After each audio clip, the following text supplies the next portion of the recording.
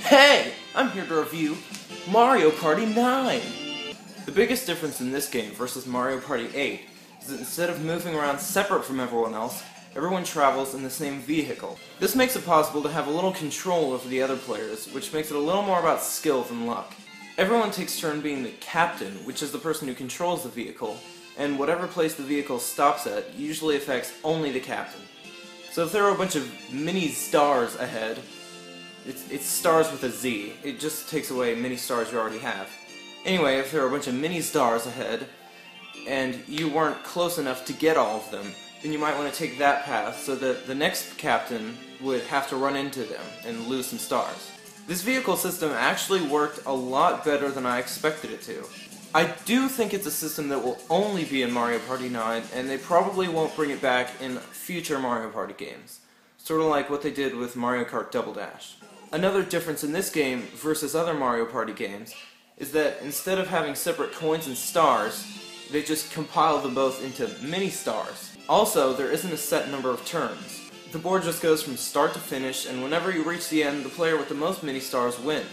This has both its advantages and disadvantages, and I wouldn't be surprised if they did bring this back in other Mario Party games. Instead of buying items, there are just dice blocks that they give you whenever you land on a standard blue space. So you don't actually have to give away any mini stars unless you land on many stars or Bowser takes them away from you. The solo mode consists of facing off against one of Bowser's minions in a standard party game, with or without CPUs, and going through different stages. Like all aspects of Mario Party, this can be extremely infuriating, but also fun.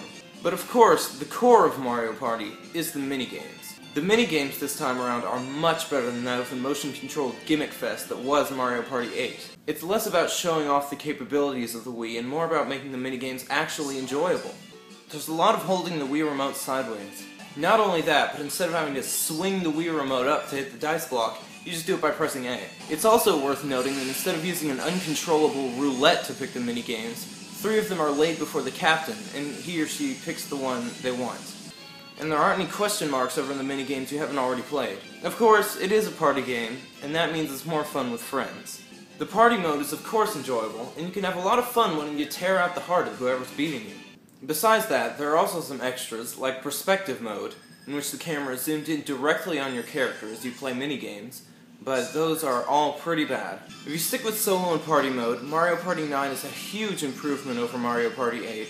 It's the Mario Party game the Wii deserves, and probably the last it's going to get. My final rating, 8 out of 10.